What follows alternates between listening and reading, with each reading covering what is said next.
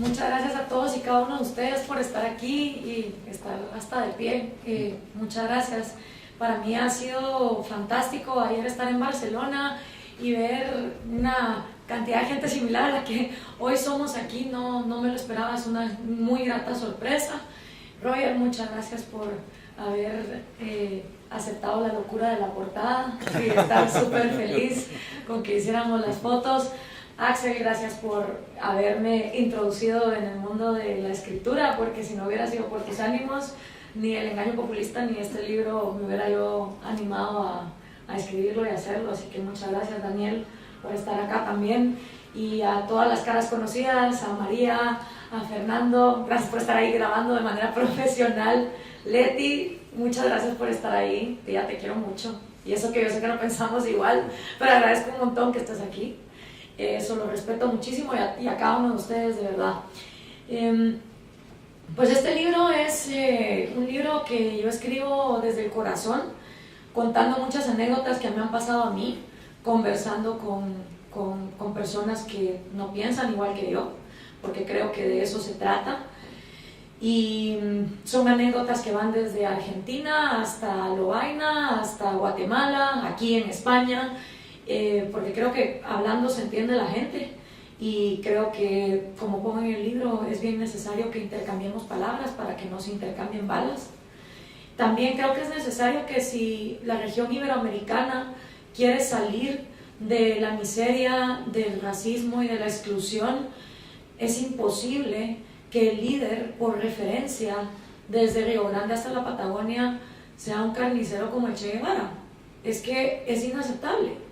¿Cómo es posible que el líder juvenil por excelencia en toda América Latina y aquí en España también sea un tipo que, estaremos todos de acuerdo, lo indignó muchísimo su paso por la motocicleta en diferentes países de América Latina, y le echó la culpa a algo que América Latina nunca ha tenido, que es el libre mercado puro y duro y absoluto? Porque la gente confunde este mercantilismo estatal que tenemos con libertad de mercado, y a eso le llaman capitalismo. Y digo yo, ¿cuándo ha habido libre mercado en América Latina? Libre de aranceles, de privilegios, de subsidios, de monopolios, de proteccionismo, no lo ha habido.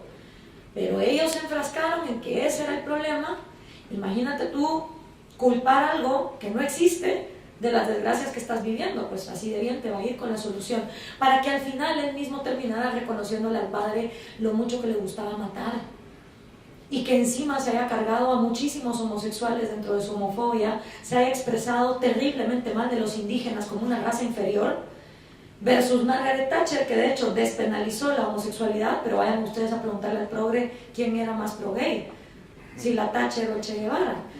Entonces, para mí era bien necesario entrar con algo que empezara esa discusión, porque si realmente queremos vivir en paz y en prosperidad en América Latina, no puede ser que el líder juvenil por excelencia sea este tipo. Entonces, desde la portada ya es un llamado a cambiar el fusil por la evolución y tachar la R por eso, para evolucionar. Y cuando hablo de evolución con E mayúscula, porque sí creo que es muy necesario el conocimiento científico de cómo funciona la biología humana. Y la falta de conocimiento de neurociencia, la falta de conocimiento de cómo estamos cableados desde nuestro ADN para tener autoestima, para tener dignidad y para tener amor propio, que hoy, pues gracias a muchísimos científicos, desde Steven Pinker hasta psicólogos como Kahneman, el trabajo también de Viktor Frankl hace más de medio siglo, vienen a contribuir a comprender que como seres humanos estamos diseñados para tener amor propio, tener dignidad y tener autoestima. ¿Y qué es el progre? Pues el progre, al igual que todos nosotros, en algún momento de su adolescencia le indignó la pobreza. A todos en algún momento de nuestra vida nos indigna la pobreza al ver a una señora descalza, o a un niño indígena muerto de la desnutrición en Guatemala, o a una persona acarreando una gran canasto de frutas sin tener un automóvil con qué moverse, y uno dice, ¿por qué tiene que ser el mundo así? O la famosa foto del niño en África que está completamente agachado a punto de morirse y el buitre está detrás esperando que se muera. Yo me acuerdo cuando yo vi esa foto por primera vez, yo llegué con mi papá y le dije, ¿cómo es posible que este periodista, en lugar de salvar a ese niño, se haya puesto a tomarle fotos? Pues ¿qué le pasa? Y yo tenía 9 años. Y claro, ya mi padre me explica, mira, si esa foto se ampliara, no ves uno, ves muchos de esos niños ahí tirados. Y ese periodista, de hecho, pues pasó por una gran depresión, luego se suicidó y tal y cual. Pero la indignación de la pobreza nos puede llevar por dos caminos. O nos quedamos repitiendo eslóganes, diciendo hay que redistribuir, porque eso es lo que se oye fácil y se oye bien, o le metemos cabeza al tema y nos ponemos a estudiar economía y nos ponemos a estudiar historia y entendemos los orígenes de por qué hay pobreza en este mundo. Y de hecho, los grandes liberales que hemos tenido han venido de ser progres primero. Mises, Hayek, Vargas Llosa, Carlos Sabino, son personas que primero empezaron indignadas por la pobreza desde el progresismo, defendiendo el socialismo, y que al ponerse a estudiar economía, historia, filosofía, lógica y contrastarlo con la realidad, porque de nada te sirve estudiar si luego no lo ves en la realidad, que el camino era liberar más. El progre, en cambio, no hace esa profundización. Le indigna muchísimo a la pobreza, pero le da pereza agarrar economía en una lección de Henry Hazlitt. Entonces, ¿qué pasa? Se queda repitiendo eslóganes que han fracasado en China, en la Unión Soviética, en Cuba, en Corea del Norte, en Venezuela, y que si se implantan en Marte también van a fracasar en Marte. Porque el problema con Carlos Marx, y por eso hay que leer a Marx, es que él hablaba desde una autoridad científica que él no tenía. En el momento en que Marx escribe, la psicología y la neurociencia están en pañales, vamos, no son ni embriones todavía. Entonces yo le perdono a Marx que el cuate paniqueara, como decimos en Guatemala, viendo la revolución industrial y la época de los miserables, y las máquinas nos van a comer y el obrero se va a morir y esto va a ser un desastre. Está bien, fue producto de su época. Dicho sea de paso, Marx era un burgués que dejó de trabajar a los 31 años y pasó a ser un mantenido.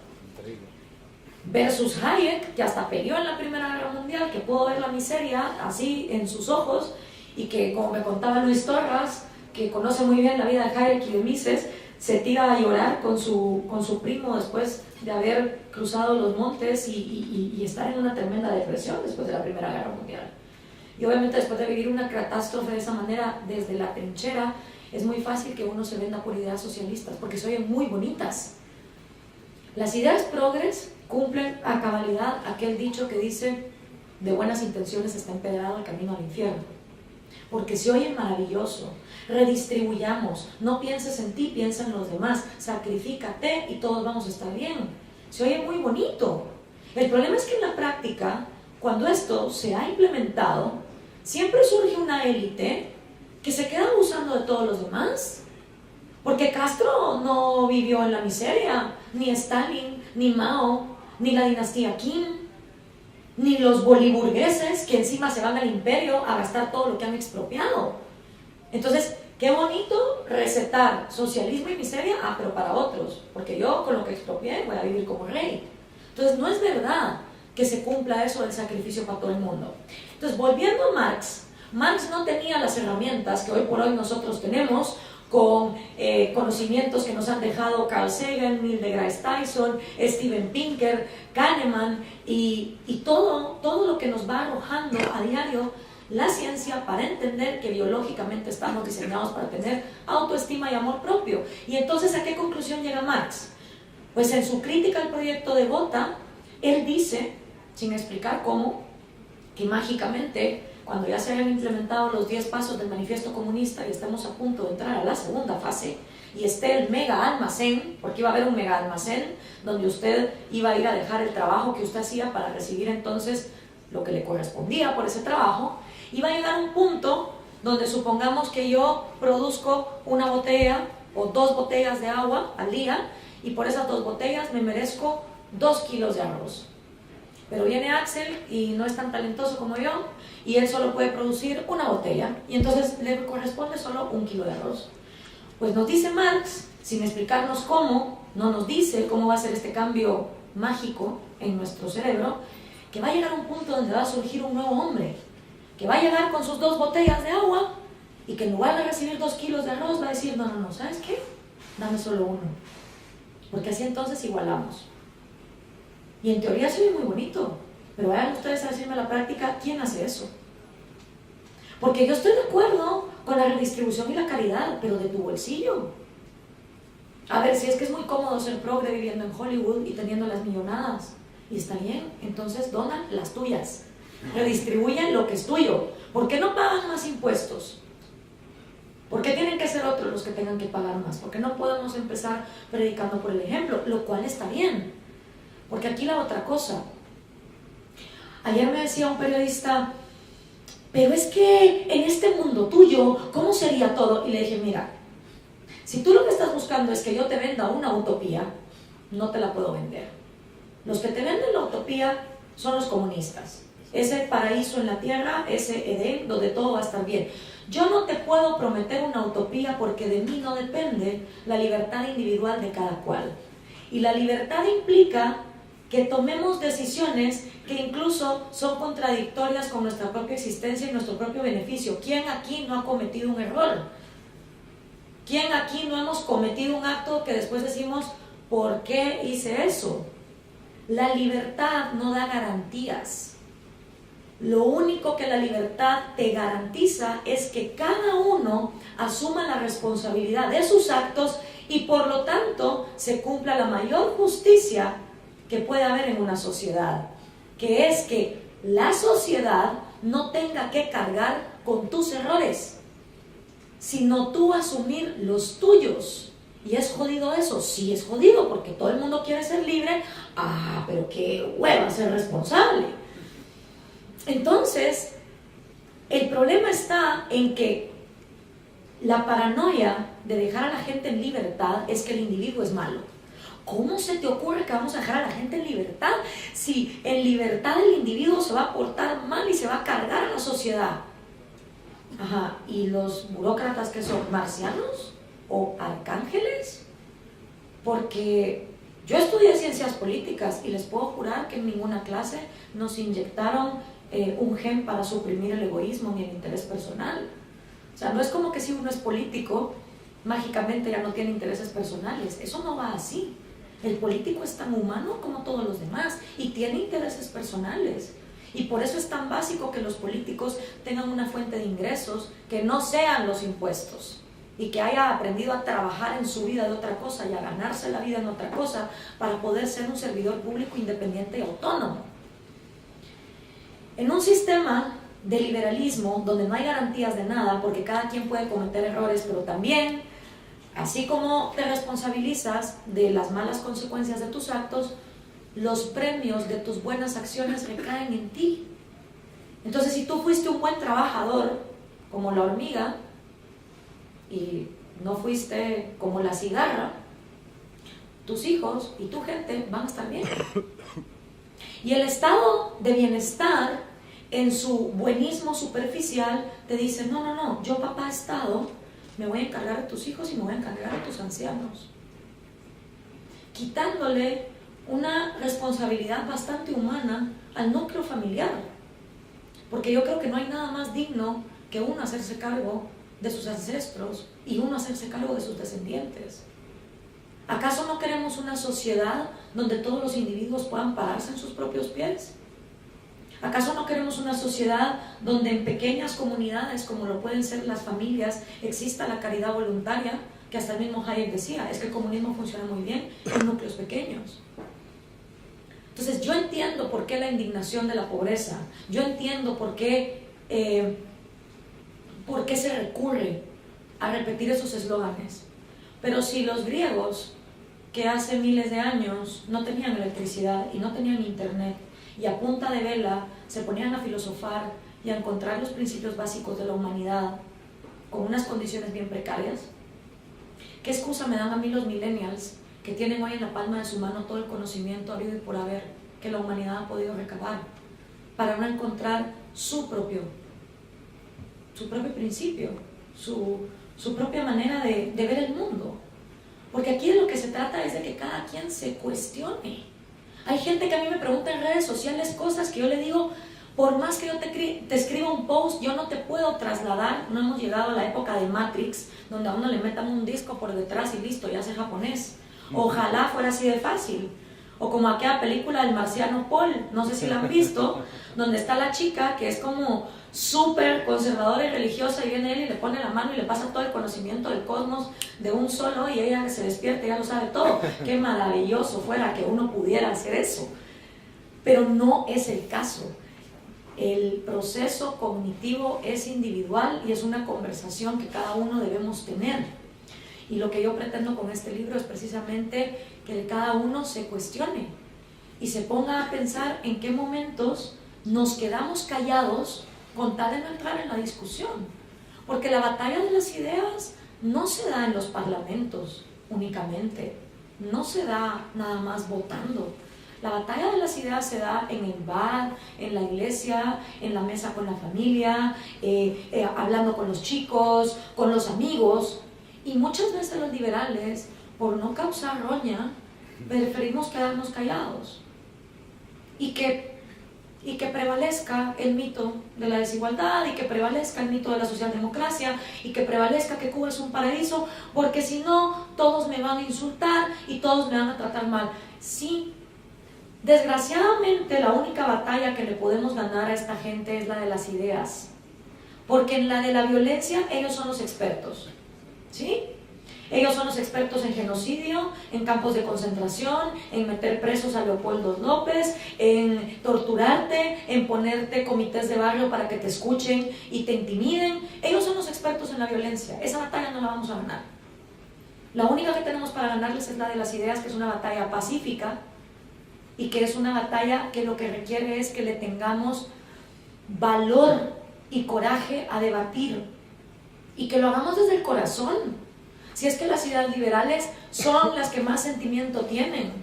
Y muchas veces se cometió el error de pensar que solo a través de la economía íbamos a poder dar a entender las ideas de la libertad. Si fuera tan fácil, con que pusiéramos una foto satelital de Corea del Norte y Corea del Sur, automáticamente a la gente le entraría chip Matrix y dirían, claro, el libre mercado funciona. Pero no es el caso. Porque tenemos que entender que ha habido un desbarajuste psicológico en generaciones que a propósito han sido despojadas de su dignidad, de su autoestima y de su amor propio. Gente que desde la academia, desde la familia y desde la política se le ha dicho: tú eres demasiado inútil, demasiado tonto como para hacerte cargo de ti mismo. Y es el gobierno el que tiene que hacerse cargo de tus hijos, y es el gobierno el que se tiene que hacer cargo de tus ancianos, y es el gobierno el que te tiene que decir qué leer, qué comer, cómo estudiar, dónde estar. ¿Cuál es el resultado? Adoctrinamiento, miseria, genocidio. Que para mí está peor eso a vivir tal cual la realidad. Porque no se trata de vivir en utopías. Se trata de que cada cual pueda tener la libertad de desempeñar su propia manera de vivir. Y entonces la gente me dice: ¿qué hay de los perdedores? Porque siempre que haya innovación habrá perdedores. Sí, cuando salieron las computadoras, la gente que fabricaba máquinas de escribir se quedó sin trabajo. Cuando salieron los retretes, los que cagaban letrinas se quedaron sin trabajo. Y cuando salió el internet, el fax y el beeper pasaron a ser obsoletos. Obviamente la innovación va a traer perdedores, pero son perdedores a corto plazo. Y yo lo veo con el caso de mi padre. Mi padre en este momento está en bancarrota, está en la quiebra. Pero aún así yo reconozco que él, estando en la quiebra, y que por cierto yo lo estoy ayudando, yo no le estoy yendo a pedir al gobierno de Guatemala un subsidio para gente que se queda sin trabajo, yo lo estoy viendo con él, porque una persona en bancarrota es mejor que esté en un país donde haya libertad de mercado, porque aún en bancarrota se puede beneficiar del conocimiento disperso y poder acceder a productos más baratos que cuando se vive en socialismo. Ustedes ponen a mi papá en la misma bancarrota en Venezuela, ya se hubiera muerto. En Guatemala puede sobrevivir. Entonces, hay gente que cuando ve una desgracia familiar económica, inmediatamente busca socialismo. Yo les digo: no, piénsenlo dos veces, porque siempre es mejor ser pobre en un país donde hay posibilidades de intercambiar, de emprender, de ser innovador y donde haya movilidad social a ser pobre en un país donde no tienes alternativa.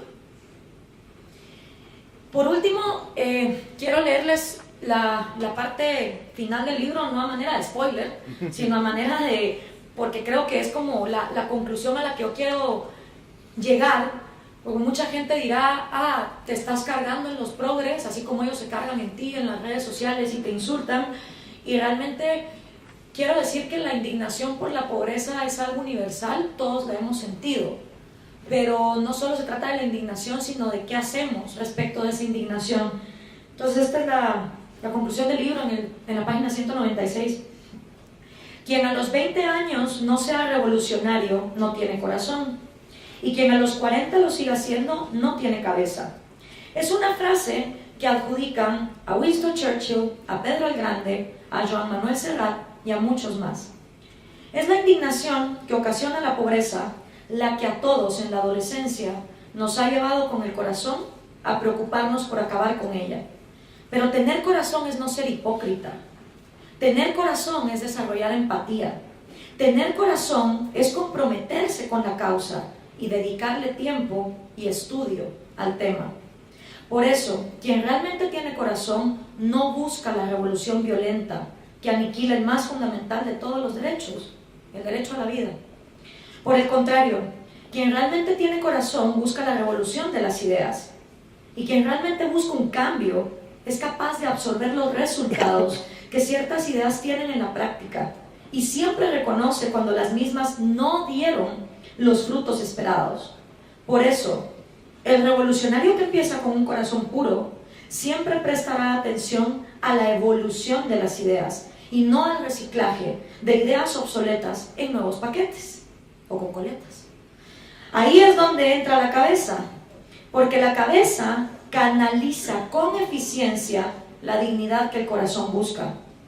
Y en un mundo donde lo que abundan son las ideas progres implementadas y progres que gritan que son minoría cuando son la vasta mayoría, el verdadero revolucionario será el que persevere en la batalla de las ideas, llevando las suyas a las últimas consecuencias lógicas, siempre cuestionándose, estudiando y defendiendo al individuo como la minoría más pequeña que existe, y a su vida, a su libertad y a sus proyectos personales como sus derechos por nacimiento.